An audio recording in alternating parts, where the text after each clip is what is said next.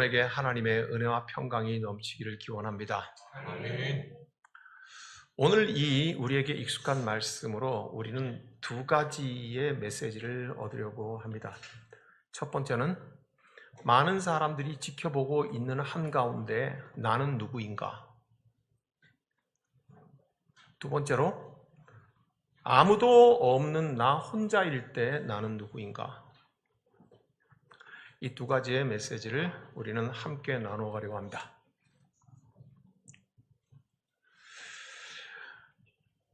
솔로몬은 왕이 되는 과정에서 많은 적들을 만들어냅니다. 그럴 수밖에 없습니다. 한번 보시죠.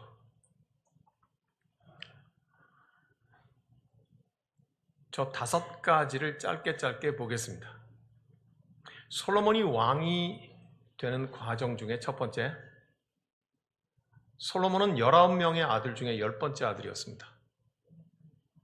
그러면 그 앞에 9명의 형들이 있었다는 뜻이고 먼저 왕이 될 수 있는 자들이었습니다.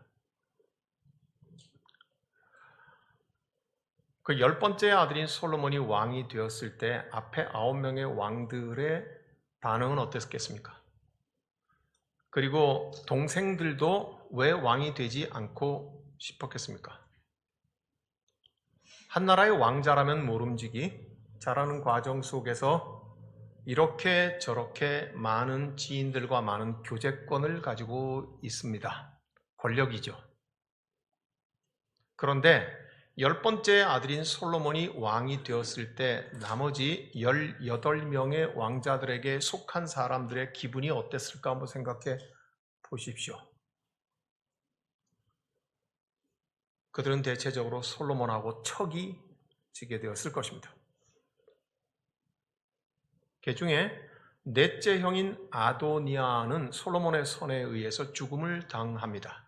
넷째 형인 아도니아는 자기를 따르는 몇 사람들과 함께 자기가 왕이라고 미리 선포해버립니다. 다윗 왕이 아직 죽지 않았을 때. 그래서 솔로몬을 왕으로 인정을 한 다윗 때문에 유야무야 되었지만 아버지 다윗 왕의 첩이었던 수넴 여자를 자기의 여자로 달라고 하는 바람에 솔로몬은 더 이상 용납하지 못하고 넷째 형 아도니아를 죽여버립니다. 19명의 아들 중에 10번째인 솔로몬이 안 그래도 눈에 가시인데 넷째 형을 죽이면서 왕이 되었으니까 형제들 간의 분위기가 어땠을까 하는 것은 상상해 볼 수 있습니다. 예, 여러분이 상상하는 그대로입니다. 다윗은 아버지 다윗을 도와서 평생 군대 장관 노릇을 했던 요압을 아도니아와 가까웠다고 죽여버립니다. 군대 장관을 평생 한 사람입니다. 그 밑에 부하들이 얼마나 많았겠습니까? 그 부하들이 자기의 오래 섬기던 상관인 요압의 목을 베었는 그 사람 솔로몬에 대해서 어떤 감정을 가지고 있을까 우리는 상식적으로 생각해 볼 수 있습니다. 이렇게 군대 안에서도 적을 만듭니다. 그리고 자기 넷째 형 아도니아를 도왔던 제사장 아비아달, 그는 아버지 다윗의 시대에 평생 제사장을 했던 리더였습니다. 차마 제사장이니까 죽이지는 못하고 자기 고향으로 쫓아내버립니다. 평생 제사장을 했으니 그 밑에 따르는 자들이 얼마나 많았겠습니까? 모두가 다 적이 될 것입니다. 마지막으로 다윗의 죽기 전에 유언을 따라서 베냐민 지파 즉 사울 왕의 친척이었던 시므이를 칼로 베어 죽입니다.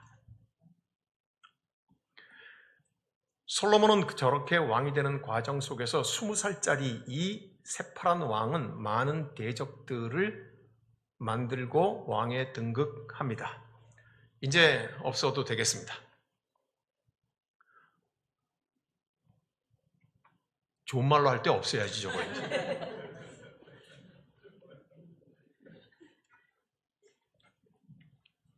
다 잊어버린 거 아니죠? 저렇게 많은 적들을 두고서 솔로몬은 왕이 되었습니다. 사방의 적들입니다. 군부, 종교계, 문화계, 경제계 전부 다 적들입니다. 이 적들이 이제 막 왕이 된 솔로몬에게는 세 가지를 보고 있습니다. 첫 번째는 두고 보자. 조금이라도 문제가 생기면 끄집어내버리겠다. 네가 한 행위 그대로 갚아주겠다. 두고 보자. 두 번째는 네가 그렇게 피비린내게 왕이 되었는데 너한테 이게 있는가? 나라를 다스릴 수 있는 사상과 철학과 통치 철학이 있는가 하는 문제. 그게 뭐냐? 그게 마음에 안 들면 트집 잡겠다는 말입니다. 세 번째는 네가 왕권을 잡았으니까 그 힘을 어떤 방향으로 사용해서 이 나라를 이끌고 갈 것인가? 모두가 다 두고 보자에 소속됩니다. 두고 보자. 어떤 통치 철학을 가지고 있는지, 어떤 힘으로 이 나라 이 백성을 이끌 것인지 눈을 번뜩거리며 주변에 쳐다보고 있을 그때에 솔로몬이 선택을 한 것이 유명한 일천번제입니다. 1000번의 예배를 드렸다는 것입니다. 즉 솔로몬은 그걸 선택했다는 말입니다. 보통 같았으면은 여기저기를 짓밟고 누르고 다스리기 위해서 중앙집권 제도를 강화할 것이고 정치 제도를 정비할 것이고 이런 일에 집중하여야 할 것인데 솔로몬은 그렇게 하지 않았습니다. 그 살벌한 와중에서 솔로몬은 1000번제, 즉 1000번의 예배를 드리기로 작정하였습니다. 1000마리의 황소를 조각내가지고 불태울 만한 공간은 없었을 것이고 이 1000마리의 황소를 잡아서 제사를 드리는 건 아마 나누어 드렸을 가능성이 많을 것입니다. 그러므로 황소를 불에 태워 제를 만들 때까지 한나절 이상은 걸렸을 것이니까 꽤 적지 않은 시간 동안 솔로몬은 오직 예배에만 집중했을 것입니다. 솔로몬은 그 예배를 홀로 드리지 않았습니다. 오늘 2절을 다 같이 읽겠습니다. 솔로몬이 온 이스라엘의 천부장과 백부장들과 재판관들과 온 이스라엘의 방백들과 족장들에게 명령했습니다. 즉 이스라엘을 함께 다스리는 모든 리더십들, 지도자들을 다 불러 모았습니다. 그리고 나선 6절입니다. 같이 읽습니다. 여호와 앞 곧 회막 앞에 있는 놋제단에 솔로몬이 이르러 그 위에 1000마리 이생으로 번제를 드렸더라. 만조백관 전체를 이끌고 1000번제를 드렸다고 기록하고 있습니다. 여러분, 예배 드리는데 지금 누가 보이시나요? 앞사람의 뒤통수요. 여러분은 전부 여러분은 앞사람의 뒤통수가 보입니다. 그죠? 그리고는 제가 보입니다. 지금 이와 같이 구약의 제사의 형식도 비슷했을 것이라고 성경은 우리에게 말해주고 있습니다. 제사장이 그 제사를 인도하면서 대표인 솔로몬 왕이 맨 앞자리에서 앉아있든지 서 있었을 것이고 그리고는 솔로몬이 불러 모은 만조백관들이 그 뒤에서 전부 솔로몬과 함께 여러분들과 비슷한 방향으로 자세를 유지하고 있었을 것입니다. 1000번의 예배를 드렸습니다. 솔로몬과 함께 왔던 대부분이 사실상은 적들이었을 것입니다. 두고 보자. 통치 철학은 있는가? 어떤 힘으로 네가 나라를 이끌 것인가 하는 실질적인 적들이 함께 솔로몬과 같이 제사를 드리고 있었습니다. 제사장의 인도함에 따라서 솔로몬이 앞에 있고 그리고 뒤에 있는 만조백관들은 솔로몬의 뒷모습을 보았을 것입니다. 구약의 제사는 제사장이 꼭 필요한 말만 하고 회중들은 시편을 읽을 때나 노래할 때 화답하는 것 말고는 말할 기회가 없었습니다. 제사장 혼자만 말하는 제사의 형식이었습니다. 그러므로 1000번의 제사를 지내는 동안에 솔로몬의 부하들, 아니 실질적인 적군들은 솔로몬의 뒷모습만 계속해서 보았을 것입니다. 솔로몬은 혼신의 힘을 다해서 자기의 생명이 걸린 그 순간에 하나님께 1000번의 예배를 드렸을 것입니다. 그 예배 자리에서 솔로몬은 내가 앞으로 왕으로 어떻게 통치하고 이런 말하고 설명하는 자리가 아니었습니다. 오늘날의 대통령이 기자회견하는 것과 같은 자리가 아니었단 말입니다. 솔로몬은 개인적인 말 한마디도 할 수 없었을 것입니다. 그 제사의 현장에서 잘못 입을 떼면 당장 하나님의 심판의 벌이 내릴 무시무시한 순간이었기 때문입니다. 모두가 천번의 예배를 드리면서 뒤에 사람들은 솔로몬의 뒷모습을 봤습니다. 예배드리는 그의 모습이었습니다. 아무 말도 솔로몬은 할 수도 없었지만 그 예배드리는 뒷모습으로 솔로몬은 모든 것을 설명해주고 있었을 것입니다. 솔로몬이 하나님 앞에 엎드리는 순서일 때 그의 뒷모습, 솔로몬이 하나님 앞에 일어나는 순서일 때 드리는 모습, 솔로몬이 하나님과 제사장과 교창하면서 손을 높이 들고 야훼 할렐루야 할 때 그 모습, 그 천번의 예배의 왕의 뒷모습은 모든 것을 설명하고 있었을 것입니다. 예배자 솔로몬의 뒷모습은 무엇을 구하는지, 누구를 만나기 원하는지, 나의 지혜와 나의 통치 철학이 어디로부터 오는 것인지, 내가 누구의 힘을 원하는 것인지, 내가 앞으로 이 나라 이 민족을 어떻게 어떤 힘으로 이끌고 가기를 원하는지 솔로몬은 음성으로는 단 한마디도 하지 않았지만 천번의 예배를 드리는 그의 뒷모습으로 모든 것들을 다 말해주고 있었을 것입니다. 사랑하는 여러분, 이제 저와 여러분들입니다. 그리스도인들입니다. 그리스도인들이 모여서 우리는 교회입니다. 많은 사람들이 다 당신을 쳐다보고 있을 때 당신은 누구입니까? 세상의 한가운데서, 여러분의 직장에서, 여러분의 일터에서, 여러분을 싫어하는 사람들에게 애워싸인 그 상황에서 당신은 누구입니까?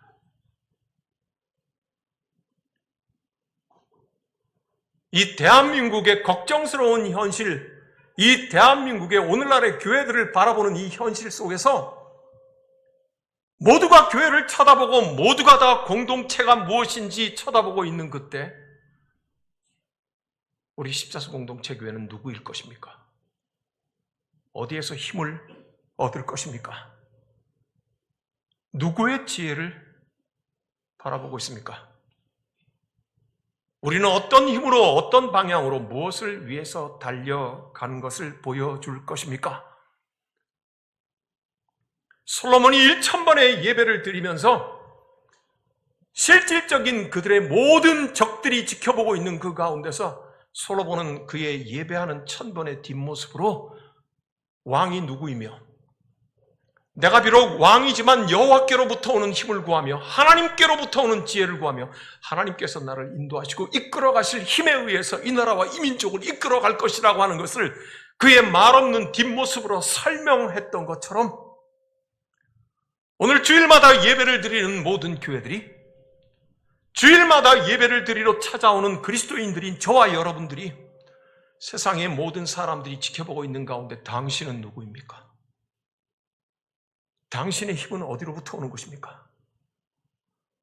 무엇을 가장 귀하게 여기며 무엇을 추구하며 살아가는 사람이 될 것입니까? 하는 질문을 오늘 우리에게 하고 있습니다. 그 다음 더 중요한 문제입니다. 모두가 다 솔로몬이 누구로부터 누구를 의지하며 무엇을 바라며 어떤 힘이 그를 움직이는지에 대해서 모든 사람이 다 알게 된 그 뒷말입니다. 솔로몬이 혼자가 되었을 때 그는 누구인가? 오늘 저와 여러분들이 그리스도인이어서, 교회여서 찬송 부르고 노래하고 예배하고 우리는 그리스도인이라고 세상 가운데 다 드러내고 난 이후에 내가 홀로 되었을 때, 여러분이 홀로 있을 때 당신은 누구인가 하는 문제입니다. 이건 더 중요한 문제입니다. 하나님 앞에 서 있는 솔로몬에게 무엇을 줄까 하고 물으십니다. 솔로몬은 이렇게 10절에서 대답합니다. 주는 이제 내게 지혜와 지식을 주사. 지혜와 지식을 달라고 하는 말을, 이 같은 사건이 열왕기상 3장 9절에 기록되어 있는데 거기는 이렇게 되어 있습니다. 듣는 마음을 종에게 주사.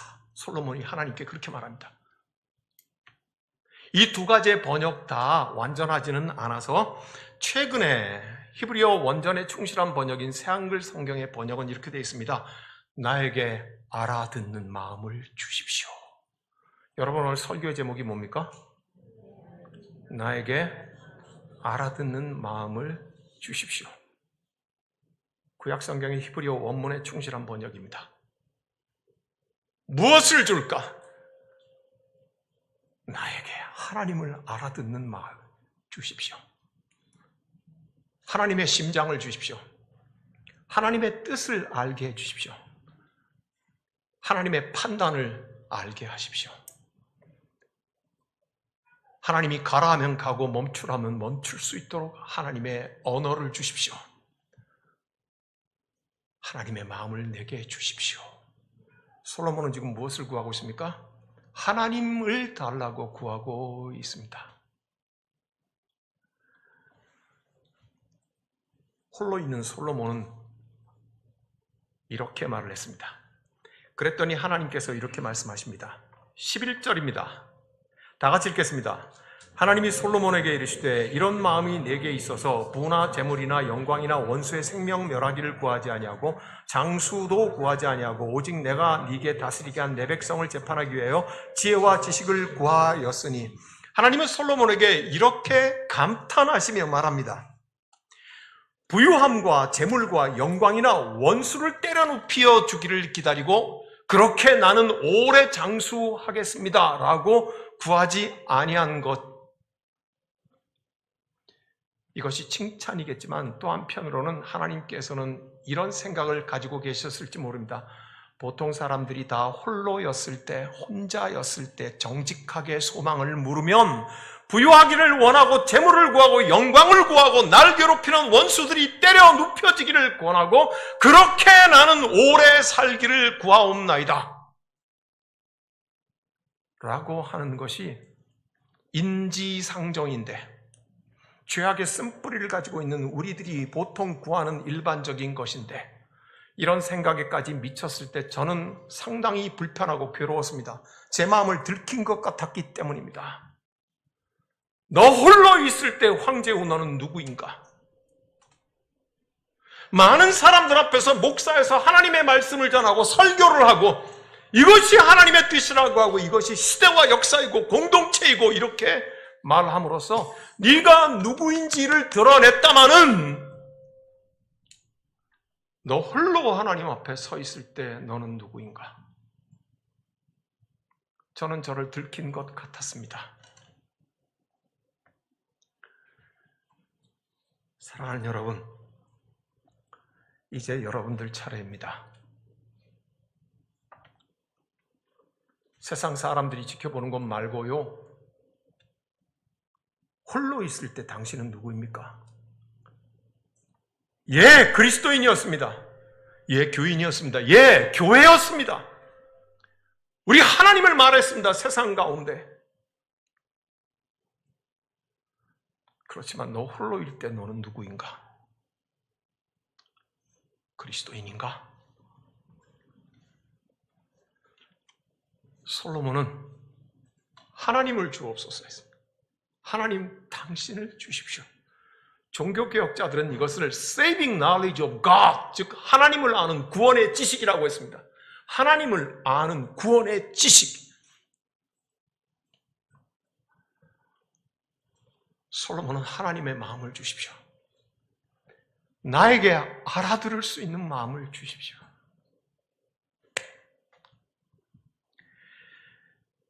이렇게 구하는 신앙의 그리스도인과 이렇게 구하는 교회 공동체는 변질되지 않을 것입니다. 하나님의 목표이기 때문입니다.